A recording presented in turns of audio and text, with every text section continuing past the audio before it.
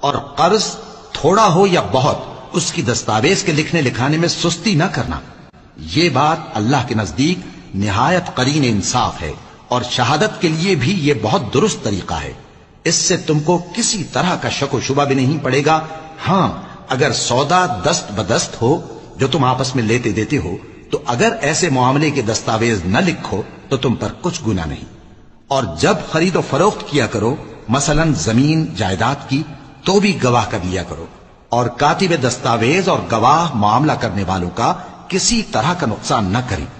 اگر تم لوگ ایسا کرو تو یہ تمہارے لیے گناہ کی بات ہے، اور اللہ سے ڈرو اور دیکھو کہ وہ تم کو کیسی مفید باتیں سکھاتا ہے، اور اللہ ہر چیز سے واقف ہے.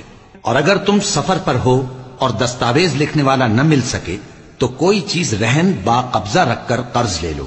اور اگر تم میں سے کوئی دوسرے کو امین سمجھے، یعنی رہن کے بغیر قرض دے دے، تو امانت دار کو چاہیے کہ صاحب امانت کی امانت ادا کر دے. اور اللہ سے جو اس کا پروردگار ہے ڈرے، اور دیکھنا شہادت کو مت چھپانا، جو اس کو چھپائے گا وہ دل کا گناہگار ہوگا. اور اللہ تمہارے سب کاموں سے واقف ہے.